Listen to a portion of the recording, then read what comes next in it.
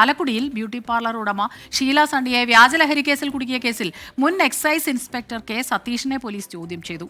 വ്യാജ case register ചെയ്ത സാഹചര്യം ക്രൈംബ്രാഞ്ച് ചോദിച്ചറിഞ്ഞു. ഷീല സണ്ണിയുടെ മകൻ സംഗീത് ഒളിവിലാണ്. വിവരങ്ങളുമായി ശ്രീകാന്താണ് ചേരുന്നത്. ശ്രീകാന്ത്, ഇദ്ദേഹത്തെ ചോദ്യം ചെയ്യുമ്പോൾ വ്യാജ കേസ് രജിസ്റ്റർ ചെയ്ത ഒരു സാഹചര്യം, അപ്പോൾ അതിൽ ഇദ്ദേഹത്തിന്റെ ഒരു പങ്ക് ആ രീതിയിലാണോ ചോദ്യം ചെയ്യൽ? കൂടുതൽ വിവരങ്ങൾ ലഭിക്കുന്നുണ്ട്. ഈ യഥാർത്ഥത്തിൽ ഈ ലഹരി ഉപയോഗിക്കുന്നവരെയും അത് കയ്യിൽ വെക്കുന്നവരെയും പിടികൂടിയില്ലെങ്കിലും പണ്ട് ഈ മഹാൻ ഒരു വീട്ടമ്മയെ, സ്വന്തമായി ബ്യൂട്ടി പാർലർ നടത്തി ജീവിക്കുന്ന ഒരു വീട്ടമ്മയെ 72 ദിവസം ജയിലിലാക്കുന്നതിന് കാരണക്കാരനായിരുന്നു. ആ മഹാനെ ഇപ്പോൾ പോലീസ് വിളിച്ചു വരുത്തി ചോദ്യം ചെയ്തിരിക്കുന്നു. പ്രത്യേക അന്വേഷണ സംഘമാണ് ചോദ്യം ചെയ്തത്. ഇയാളോട് ചോദിച്ചറിഞ്ഞത് അന്ന് ഈ വ്യാജ ലഹരി കേസ് ഈ വീട്ടമ്മയ്ക്കെതിരെ ചുമത്താൻ കാരണം എന്തായിരുന്നു എന്നുള്ളതാണ്. പ്രധാനമായും ആ സാഹചര്യം ചോദിച്ചറിഞ്ഞു. ഒപ്പം തന്നെ ഇത് കാരണക്കാരനായ മുഖ്യപ്രതി നാരായണദാസുമായുള്ള ബന്ധമടക്കം ഇന്ന് പോലീസ് ചോദിച്ചിട്ടുണ്ട് എന്നുള്ളതാണ് നമുക്ക് മനസ്സിലാക്കാൻ സാധിക്കുന്നത്. അതേസമയം തന്നെ മറ്റൊരു കാര്യം കൂടി ഇതിൽ സംഭവിച്ചിട്ടുണ്ട്.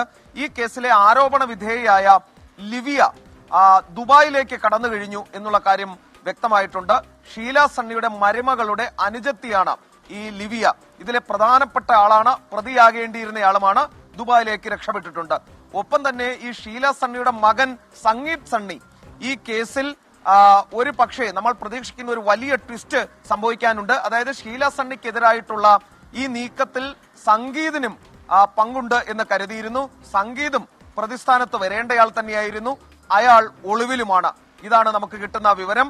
എന്തായാലും ഈ സതീഷിനെ ചോദ്യം ചെയ്തത് ഈ കേസ് അന്വേഷണത്തിലെ നിർണായക നടപടിയാണ്. ശരി, അതാണ് അതിലെ ട്വിസ്റ്റ് എന്നപ്പോൾ ശ്രീകാന്ത് പറയുന്നതാണ് ഏറെ ശ്രദ്ധേയം. കാരണം ഇവരുടെ മകൻ തന്നെ ഒളിവിൽ പോകുന്ന ഒരു സാഹചര്യം അതെങ്ങനെയുണ്ടായി എന്നുള്ളതാണ്. തുടക്കം മുതലേ ഷീല പറഞ്ഞിരുന്നത് മരുമകളെയാണ് സംശയം, മരുമകളുടെ ബന്ധുക്കളെയാണ് സംശയം എന്നാണ്. അതിപ്പോൾ ഏതാണ്ട് തെളിയിക്കുന്ന രീതിയിലാണ് വിവരങ്ങൾ പുറത്തു വരുന്നത്. പക്ഷെ മകന് കൂടി അതിൽ പങ്കുണ്ടാവുക എന്ന് പറയുന്നത് വേദനിപ്പിക്കും അവരെ. പല കേസുകളിൽ ഈ കള്ളൻ കപ്പലിൽ തന്നെ എന്ന് പറയാറില്ലേ, അതിപ്പോ അവിടെ മാത്രമല്ല പലയിടങ്ങളിലും കള്ളൻ കപ്പൽ. മകൻ അങ്ങനെയാണെന്നല്ല പറയുന്നത്. ഞാൻ പറഞ്ഞത് അതിനൊരു സാധ്യത ഉണ്ടെങ്കിൽ മുൻപ് തന്നെ ഈ പറയുന്ന പോലെ കുടുംബാംഗങ്ങളുമായ ബന്ധം പറഞ്ഞിരുന്നു. അപ്പൊ അങ്ങനെയുള്ള ഈ കള്ളൽ എന്താ പറയുക, കപ്പലിലെ കള്ളന്മാരെ അല്ലെങ്കിൽ കള്ളികളെ ആദ്യം തന്നെ എവിടെയായാലും പിടിക്കണം.